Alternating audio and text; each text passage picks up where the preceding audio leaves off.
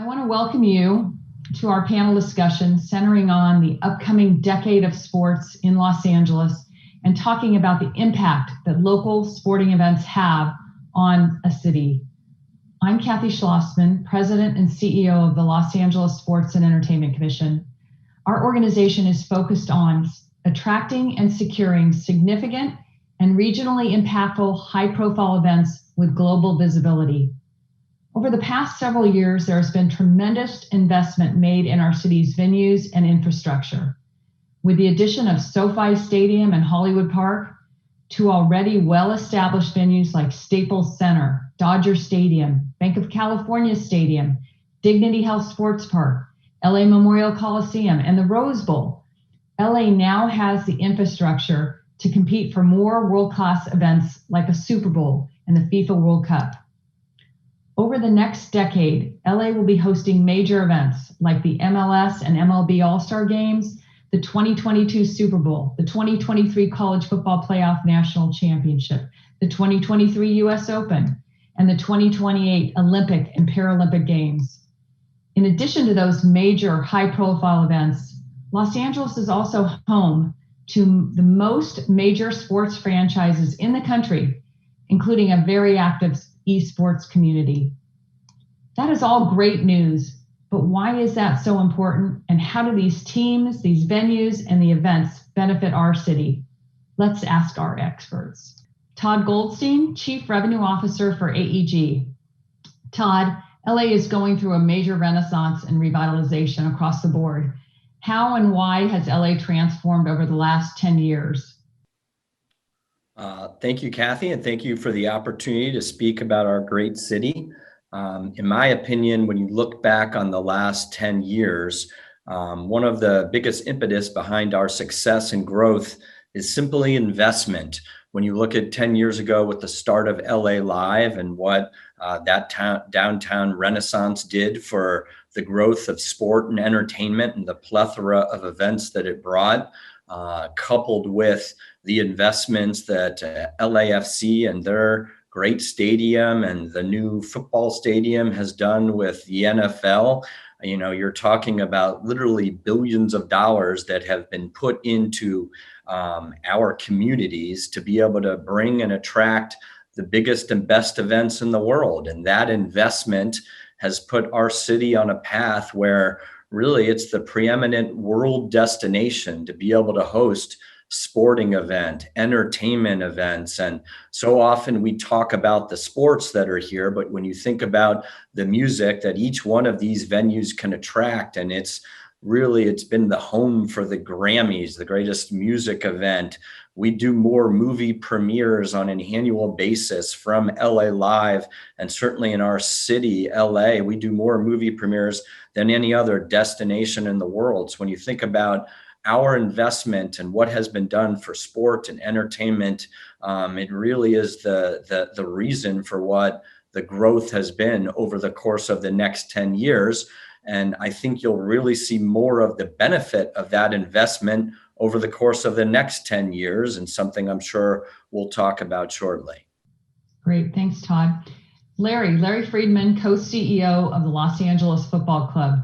Larry, your organization, LAFC, came into a market that already had a soccer team. You started a new one that has been incredibly successful in garnering fan attention. What gave your investors the confidence to build a new venue and buy a new franchise in Los Angeles? And what makes LA today such an attractive location for sports franchises? Well, it starts, Kathy, with a long history of youth soccer in and around the city of Los Angeles, and the growth of the game with the youth over the last 50 years leading up to our receiving the expansion rights in MLS. You also have to look at Los Angeles as a market. Todd and AEG, when they built LA Live, they proved a point. If you build it in downtown Los Angeles, the people will come. And in Southern California, you look at the size of the market, the great demographics in the market, the wildly diverse community their love for the game of global football, and you've got great weather, and you put that together with a city that has incredible civic pride. They believe passionately and support passionately their clubs.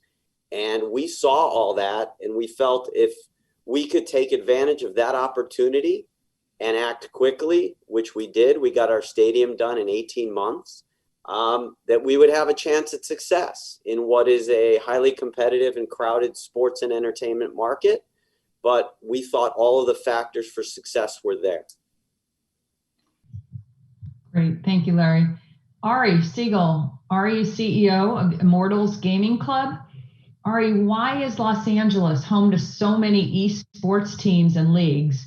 And is it important for you to be based in Los Angeles, given the type of sport you have? So it's teams and leagues, Kathy, but it's also the publishers. And so we as esports and gaming companies have an additional stakeholder that global football or basketball or baseball don't have, which is an intellectual property owner that actually kind of governs and owns the core game itself. No one owns soccer. And it's absolutely the case that Los Angeles is occupying a space, an emotional space that's equivalent to New York for the financial sector. Los Angeles has become the nerve center of competitive gaming and game development globally. That is an absolute fact. And so as a team operator or as any other industry stakeholder, the closer you can get to that nerve center, the more you're going to benefit from the network effects that nerve center generates. And I think one of the next logical questions is, why is that? Where is the chicken and where are the egg? And it's long been the case that Los Angeles sits at the intersection of content, distribution, storytelling, creativity, and more recently, technology, and of course, sports and entertainment and media more broadly. And gaming really touches on and pulls all of those threads. And so it's a natural that Los Angeles would be home. And I think teams and orgs and publishers have all recognized that. And that's why the density with which those stakeholders occupy Los Angeles is only increasing.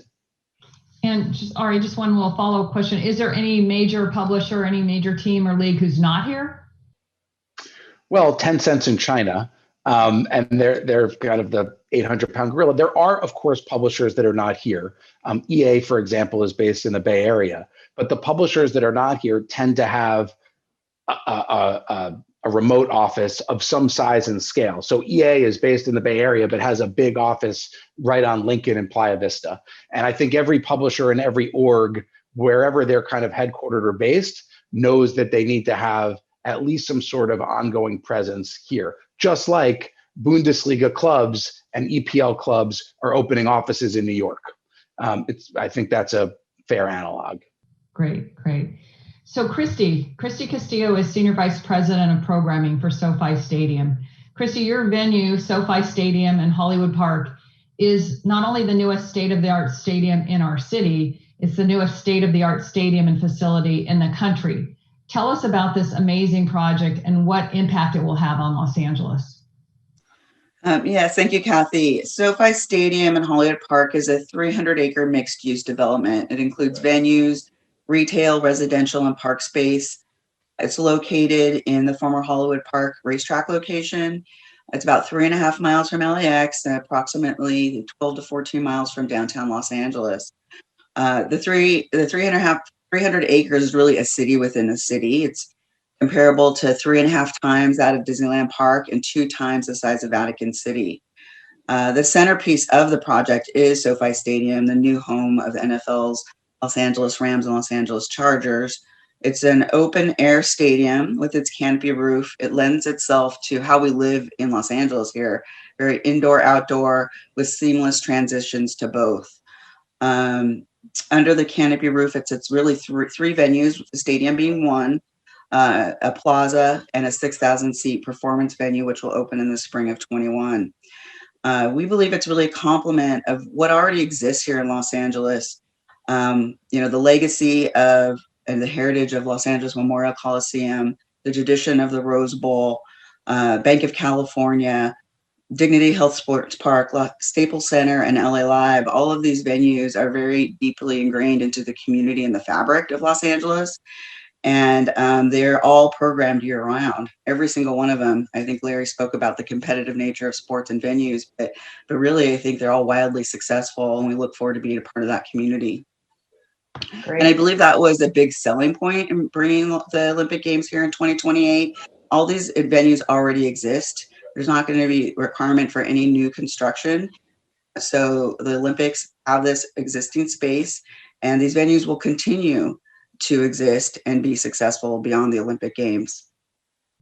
Yeah, and I think, Christy, I think that was a big competitive advantage of our LA bid, is we weren't building all these new venues for one event and then having them be white elephants like they have been in other cities. So that we have that advantage of having these incredible venues in our market that are up and operating and doing well. Let's talk about the opportunity coming up. Todd, AEG owns teams in just about every single sports league. What is next for you? What is the next focus? What is the opportunity in the future that you're looking at? Sure. There's obviously great opportunity that exists across the portfolio of assets that we own. When you think about the MLS and our Dignity Health Sports Park and what LAFC has, I think there's great opportunity for our MLS teams and ultimately the league to be able to grow their global profile. So I think about our two teams in LA. They are fastly becoming two of the 50 most important football franchises that exist in the world. And ultimately, we have the ability to grow each of our franchises here in Los Angeles and using LA as a global destination for the future of some of the best players in the world, whether it's Robbie Keane, Zlatan, or some of the biggest, or Carlos Vela. So some of the biggest and ultimately best players in the world are now coming to play at our franchises. And our portfolio continues to grow, and you will only see that increase. In addition, the talent level and the level of play has only continued to grow. So we think there's tremendous upside for our league and ultimately for our two franchises in this destination.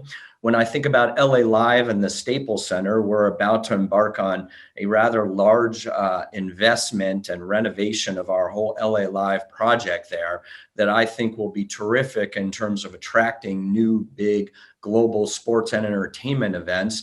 And it gives us a better chance to tap into other global brands to be able to come and be involved in our sports teams and our entertainment properties and continue to be involved in what is the greatness and uniqueness of a destination that has a convention center, has an arena, has the ability to host music, sports, and other entertainment events, unlike what we think is any other city in the world. So we think the future and ultimately the next 10 years is great with the physical assets. And then you combine that with the digital assets and what we're able to do with ticketing and your mobile device and the ability to be able to tell a story, to, really engage with the customer before they get to the event, when they're at the event, do upgrades, do different things with that kind of emotional connection at the event. And then after they leave, I think that's the big future and some of the changes that will be able to take place for all of us on this call and this meeting. And I think for us, the future is very, very bright for live entertainment and live events as you connect to digital extensions. I love that. Gets me very excited. Ari, esports have experienced remarkable growth over the last 5 years. What's driving esports? Will it continue to show this kind of exponential growth? And this may be a stupid question, but will esports become as big as the NFL and the NBA? Well, I'm chuckling, Kathy, because you are so good. You position this question to me, and it's like a natural outgrowth of where Todd left off. So the trend line, and this is all unplanned, audience. This is all very natural, but the trend line in live events and live entertainment generally is one that is propelling esports' growth as a live or digital event and entertainment product. So 20 years ago, my interaction with sports, let's say, or concerts was very passive. I would sit on my couch and watch TV, or I would go to a venue and sit in my seat. And the way that we're interacting with content now and the way that people are connecting and expressing their affinity is through more participatory behavior. How can I experience and put my hands on things? And if you think about esports and the comparatively low bar for people to really engage with that content as a user or a player themselves, It's just much closer to the broad market than, say, NFL football. Not everyone has 106, 300-pound people that they can just pit one against the other for fun. But anybody can sit at home and play a game. And in fact, 90+% of people that have iPhones do every day. And so the fact that participation in gaming is reaching 100% penetration is the thing that makes it understandable, accessible, exciting for people to engage in esports content. And that's what's driving the growth. Everybody is an esports player. They just don't know it, in other words. To answer your question about where does it land? I do think it's important to remember that esports is a general umbrella term, and the NBA and NFL are specifics. So it's hard and unfair in many ways to say, will esports match the NBA? The fairer question is, will League of Legends match the NBA? And League of Legends being one of several premier esports. I think the answer is kind of where Todd was going, which is there's going to be convergence. Properties that are traditionally analog are going to have to become more digital, and properties that are natively digital are going to have to figure out analog complements. And so I think that what esports can and should and will aspire to and ultimately achieve is to be thought of as on equal plane with stick and ball sports. Great. Thank you, Ari. Larry, LAFC has been very intentional in the marketing and promotion to a very diverse and inclusive audience. How important is your celebrity ownership, and what have you done that's different than other teams in terms of your marketing?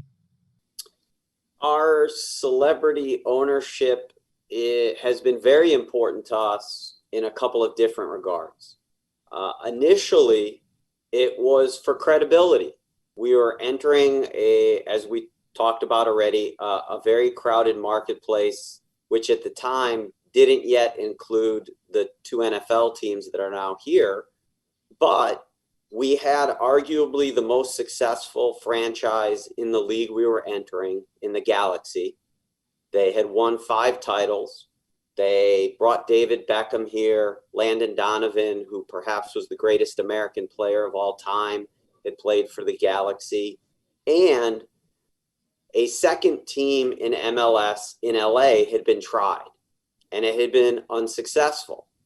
And when you get an ownership group together with people like Magic Johnson, Peter Guber, Bennett Rosenthal, Larry Berg, Chad Hurley, Tony Robbins, people who have achieved great success in everything and anything they've done, you're able to carry forward with that air of confidence and credibility that this is not going to be another second team in LA and MLS that fails. These folks are winners. And what it's also done for us is it's created this incredible network for us as we try and build our club, build our business. So whatever the subject of the day is, there's typically someone in our ownership group that our executive team can lean on.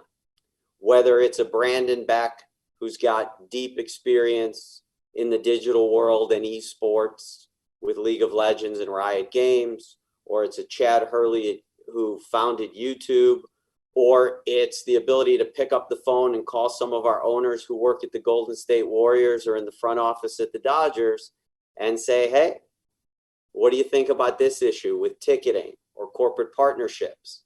And what we've done differently is, while LA is a really large community and has all of this competition for people's time and recreational dollars, we went about it in a different way. We didn't spend any money on traditional marketing, no billboard campaigns, no magazine ads, no other print ads, no television ads. We went about it in a manner that we refer to as street by street, block by block, one by one. We announced in 2014, we knew we weren't going to play until 2018. We had nothing but time. And that allowed us to engage in conversations. We had folks that were walking the sidelines at AYSO games on weekends. We were holding sessions in local bars and breweries that were just drums, songs, and beers. And we weren't trying to sell people anything. no t-shirts, no hats, no tickets. All we asked was come, engage in some conversation, and if you want to learn more, please give us an email address. So we really focused on grassroots and getting to know people. So now, believe it or not, in normal times, when I wander Bank of California Stadium on an event night and there's 22,000 people in the building, it still surprises me how many of those people I actually know by name. That's great. You did such a phenomenal job. I mean, you could be a Harvard Business School study on how to enter a market, because you hit it all. So congratulations to that. Christy, after 21 years in Los Angeles, I can't even believe it, with no NFL teams, we now have 2. So why now did we have all these teams come back? And with so many teams and activities going on in LA, can LA support so many teams? Before I answer that, I just want to commend Larry and his team again. We reference LAFC so much at SoFi Stadium in Hollywood Park, and you really built a organic and authentic community, and to be admired. So thank you for that. No, thank you. Well, we've been out of the market, or the NFL have been out of the market for 21 years, as you said, but for those 21 years, it had always maintained one of LA's markets, Los Angeles. So really the fan base never left. And, from this day on, and from the last years, the teams, we work together with our teams to cultivate that fan base. And again, referring to Larry again and LAFC, we use them and speak about them as an example and something to strive for. And then the timing, I think LA is very special, and it took something to the scope and size of this project with Stan Kroenke and the development to bring the NFL back, because it's not just a stadium. Like I mentioned, it's the whole 300 acres, which will include the West Coast headquarters for the NFL Media Center. So I think, with all of those factors, the timing was right to bring the NFL back. Great. Thanks, Christy. So we've been talking about the venues and the teams. Now let's talk a little bit about the major events Los Angeles is hosting over the next decade and why they are important to our city in terms of impact. So Todd, I'm going to start with you. Why has LA been so successful in securing so many high-profile events? What do you think those events are looking for, and what was LA's competitive advantage to get them?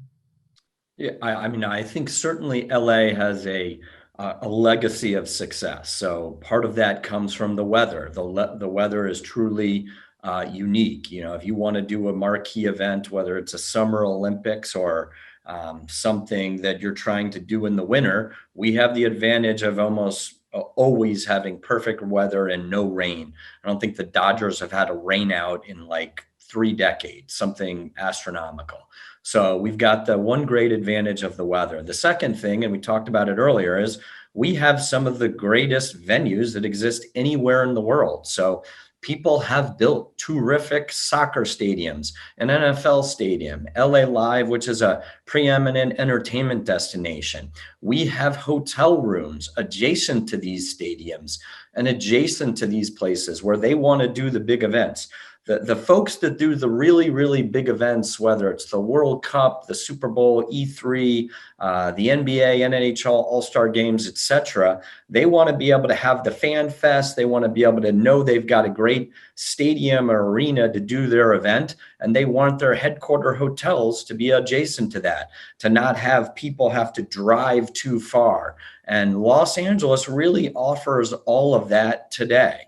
And we've built these venues up. We've built these destinations up in a way where there's a sense of community, there's proximity, and you can get to everywhere with alacrity. That really is one of the reasons that we have been so successful.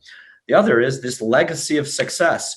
People want to do these events here. These events, we've garnered some of the greatest ratings when we've hosted the biggest events. We've had terrific success, and our teams have won lots of titles. So people want to be associated with that success, whether it's the LA Kings and their Stanley Cups, the Lakers being on the cusp of, we hope, a 17th title. There is lots of allure and excitement that is there. But there are some challenges. We compete with cities whose governments spend really a lot more money than the city of LA does. So we have to be able to go out and compete to get these big events in the entertainment and sports space. And we have to compete with cities domestically who spend more than us in Los Angeles. And certainly there are some big markets around the world where governments are going ahead and writing checks to be able to guarantee events to be able to come. So I think we will always find ourselves in a position of trying to help and trying to bring these great leisure and hospitality events. And, Los Angeles is, I think, one of the greatest tourist destination for the world itself. From an employment standpoint, I believe approximately 1 in 8 jobs in Los Angeles is associated with the hospitality industry, with the travel industry. So we want these great events, and these great events are not only good for each and every one of us, but they're ultimately good for the tax basis and the city and all the different citizens that are here. And so for us, being able to do this is a sense of civic pride, and it also impacts our bottom line. So you'll see each and every one of us try and help us collectively bring as many of these events as possible. And even though the Super Bowl won't be played in our Staples Center, we're certainly enthusiastic about it taking place, and the folks that will stay and enjoy LA Live and come and see our city. We wake up every day and don't think about the competition we have with these folks. We think about the beach and other markets around the world. So we want to help each and every one of us do well. Thank you. Larry, Los Angeles is one of the 17 candidate host cities vying to host the 2026 World Cup matches. What does an event like World Cup mean to Los Angeles, and what impact can it have on our community?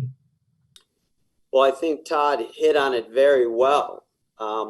What having a World Cup in LA does for us is it's a chance to showcase everything that we have to offer to the world.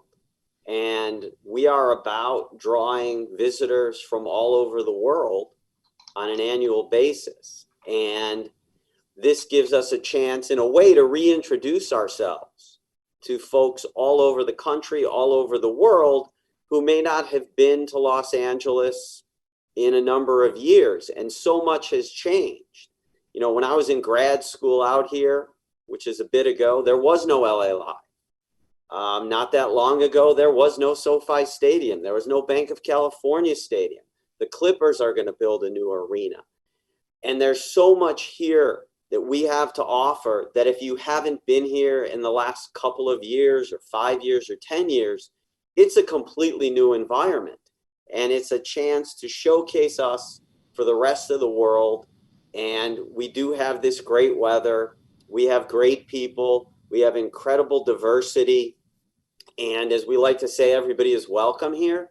So I think more than anything, it's an opportunity for us to take center stage and show off a little bit.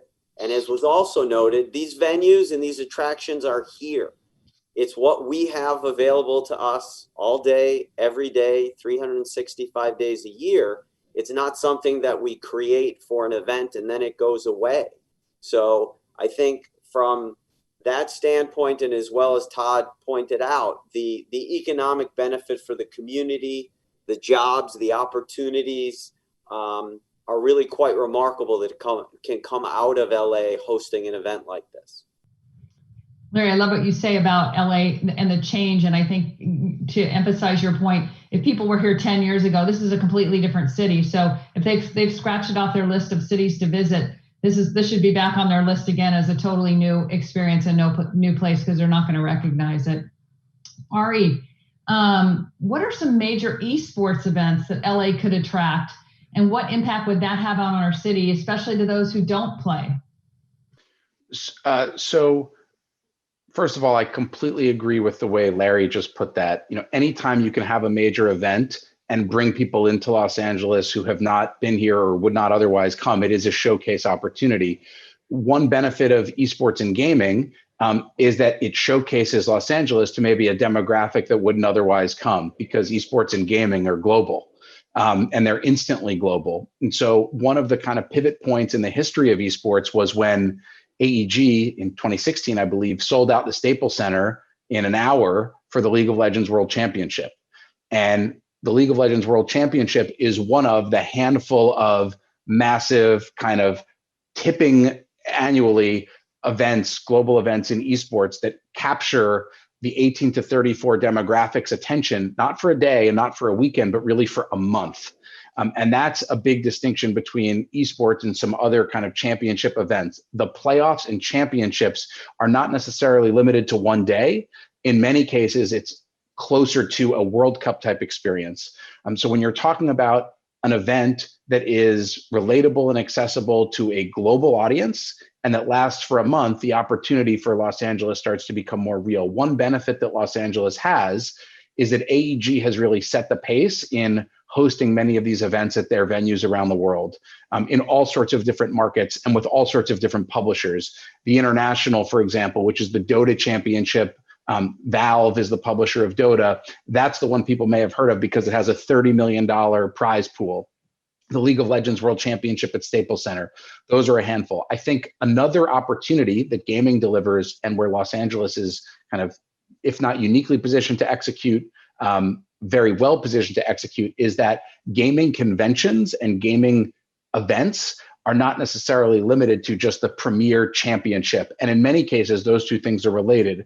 So when you think about the opportunity to host a League of Legends World Championship at a SoFi Stadium or a Staples Center, there's also the opportunity for amateur competition to occupy a bunch of the other venues in this market.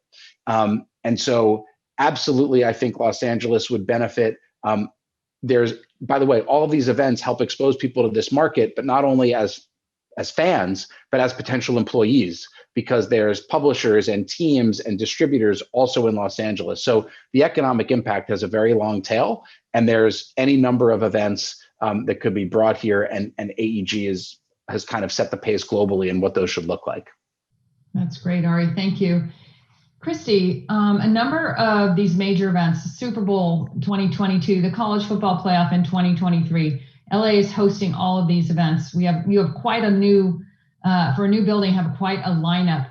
What opportunities, though, are there for the community and for local businesses to participate and benefit in this new 300-acre project, even if they're not actually attending one of those events? Well, I think all of these global events, such as Super Bowl, World Cup, CFP, even WrestleMania, all leave a legacy project behind and legacy within the community. And it starts with the lead up to the event. An example would be the Super Bowl Business Connect, which they reach out to a number, I think it's 100, almost 300 diverse and multicultural businesses, and train them as a lead up to a year before is training them to the pitch to be a part of the Super Bowl and for their business to be a part of the Super Bowl. So that's one great example. I think it's also within the youth community and some of the programs they have within World Cup or CFP, the volunteer program available to people of all ages and all backgrounds. So, leading up to it, I think it's the outreach to the community, it's the training of these businesses, and then it's the legacy they live behind in some of the youth programs and business programs. I thought, as well, when Todd talked about Super Bowl, just again to, discuss how we're competitors, but also collaborators. Yes, the Super Bowl will be at SoFi Stadium, but LA Live in downtown is a hub of the Super Bowl for that week leading into the game. Another example would be WrestleMania. We work together to secure these global events. Alone, I think, we wouldn't be able to achieve that, but together, adding the last complement of SoFi Stadium, Hollywood Park really kind of brings that and complements it and completes the circle. So I think that, we continue to work together in the ones that we have to bring everybody here and stay for a little while and enjoy the weather, to enjoy the beach, to enjoy the events. And I think one thing we didn't touch upon now is really, we're kind of the culinary capital as well. And I think that's due to our diverse communities and our multiculturalism here. So bringing home your point about coming back to Los Angeles, if you have not been here, not even the last 10 years, but 5 years, so much has changed, again, with LA Live in downtown, with SoFi Stadium in Hollywood Park, the addition of all these great sports teams, music, but food as well. I think food is the last portion that brings everybody together. too. Great, Christy, thank you. And I think everybody here is all part of teams who are making sure that these events aren't just happening in the venues. These events are city and county-wide. And I think that's really important to Los Angeles in general, that even though the Super Bowl game is happening at SoFi, as you said, there's activities that are happening at LA Live, there's activities happening all over the city. So in order to engage the city, it's very important to us to do that. Let me ask you guys this. You and your companies all have played a big role in the growth of our city. There's so many community things that you do. What is one thing that you personally are most proud of? And it doesn't even need to be a big community impact, but something that either that you've done in bringing an event or something with the team that it has some impact on an individual, a group, something like that, that's meant the most to you. Todd? I think it's a great question.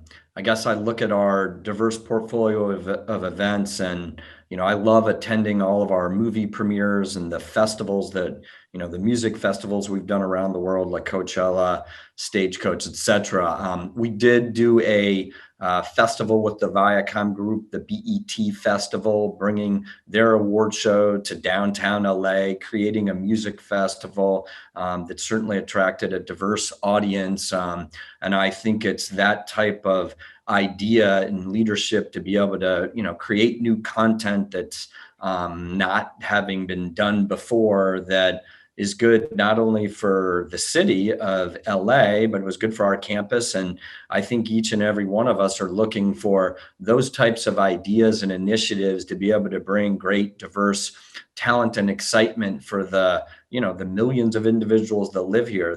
One of the great things about Los Angeles is our multicultural aspect, and it really is a city unlike any in the world. And so for us, that's an event that has great pride and excitement and enthusiasm, and one that our team is proud of. Great. Ari? So while gaming is global, and that's fantastic, where gaming, I think, has some room to improve is in issues of diversity, gender diversity, kind of first among those. And so we set out a couple years ago to try to intentionally target underserved communities in gaming. When you think about a digital media business, the incentive is just to target scale. And if 85% of your addressable market is males, it tends to create this vicious cycle where you get an incentive for targeting that majority, and then that majority becomes more entrenched, and it doesn't really leave much room for diversity. So we started this program called Be Valiant, where we tried to come up with specific events that targeted underserved communities in gaming. Two of those were the LGBTQ community and women in gaming.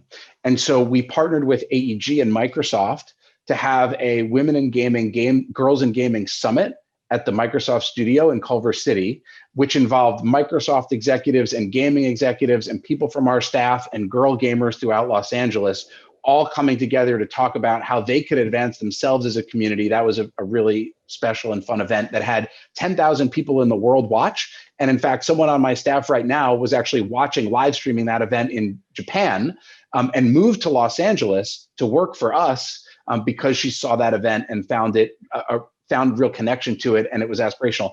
On the LGBTQ side, which is also an underserved community in gaming, we kind of had a similar experience to what Larry talked about, which is we just opened ourselves and made ourselves available, and the community kind of took that invitation and ran with it, where there's a bar in downtown LA that invited us to participate with them in their event during Pride.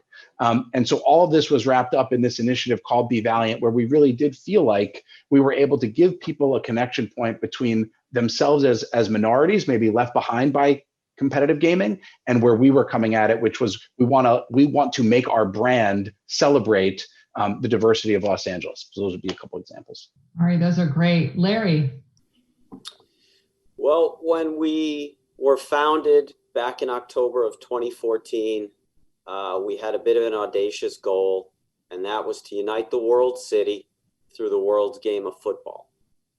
And when we cut the ribbon on Banc of California Stadium, the mayor talked about how in a time where things were becoming more and more divisive, this was a venue that was going to help bring people together.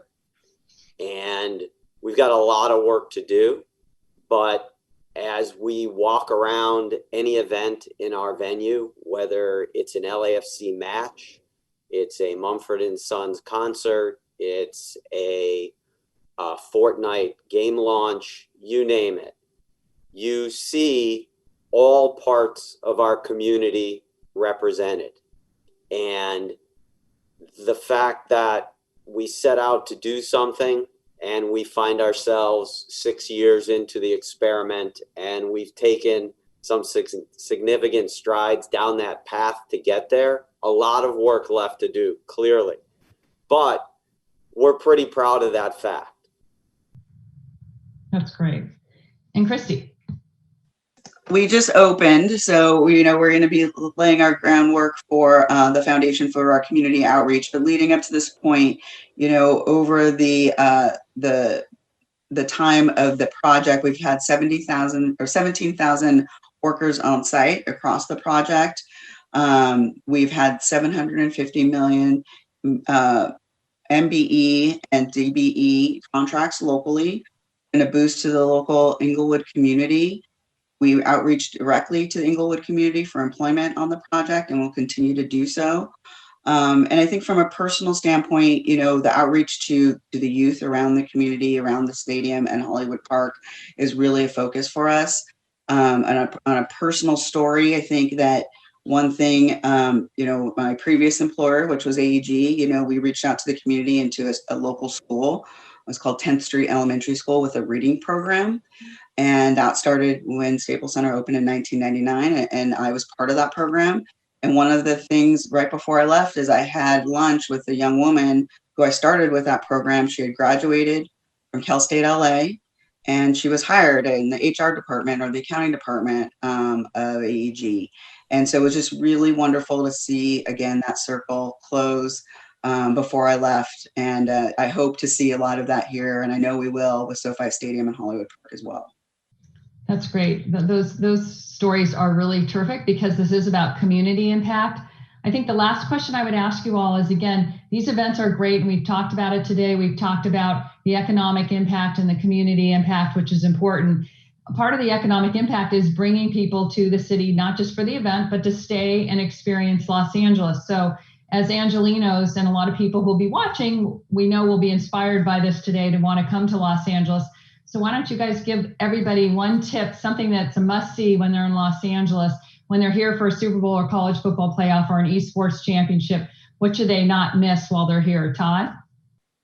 Well, I'd want someone to bring their whole family for an international trip to come to one of these great destination events and be able to stay in Los Angeles and come see the Santa Monica Pier, either in the morning or at night, go for a run on the beach, be able to go in the ocean. You can do it 365 days a year and then go see the event and experience the diversity of locales, whether it's Santa Monica, Venice, Manhattan Beach, downtown, etc. That's great. Ari? Well, I was actually having this bucket list conversation recently, and someone was plugging that my next thing should be that I go to Notre Dame for a football game. And the way they sold it was, you're in the parking lot, you look to your left as Joe Montana, you look to your right as Rick Meyer, you can't believe it. And I'm thinking to myself, Rick Meyer, not a big selling point for people 35 and younger. So my recommendation would be, there is nothing like LA Live on an event night. You literally look to your left and right and see people from all walks of entertainment: Magic Johnson, Luke Robitaille, Will Ferrell. It's as if you're in the middle of some combination of whatever vision you have of Hollywood mixed with Us Weekly, mixed with sports and entertainment, mixed with music. And I just don't think there's anywhere in the world that replaces that energy of a major event in sports and entertainment, like Los Angeles. And LA Live captures that for me better than any place else. Oh, that's great. Larry? Well, I'm going to start where Todd was, on the pier in Santa Monica. I think you go to the beach, you check out the pier, the Ferris wheel, but then I think most of the people not in Los Angeles, and even some of the people in Los Angeles, don't realize that you can hop the metro from Santa Monica at the beach and drop yourself in Exposition Park in downtown Los Angeles. Check out a USC home football game at the Coliseum, an LAFC match at Banc of California Stadium, or a concert at Banc of California Stadium. Go to the California Science Center, the Lucas Museum of Narrative History. We've got other museums in the park. That would make for a great day. And then you can hop an Uber and take Ari's advice and spend the night at LA Live, celebrity watching. I love it. I love it. Christy. I love the beach as well. So I think that's a must see. But, again, Todd spoke earlier about music. And I think, taking in a show at any of these great venues, SoFi Stadium had a series of concerts that were scheduled for this past summer that will be rescheduled to next. So taking in a stadium level show, a theater level show, an outdoor festival by the park, again, the culinary experience, maybe taking yourself off the beaten track a little bit, and finding the hidden gems and these little cultural hotspots, and little pop-up spaces as well. Well, thank you guys for sharing your inner secrets and your tips for everybody. Really appreciate it. I want to let the audience know as well that we are very privileged to have these 4 people on the call today. These guys are not only sports industry leaders in Los Angeles, but they're also community leaders, and they do so much for the community. And I just want to thank you all for taking the time to help us with this panel discussion today. So thank you very much. And we're wrapped.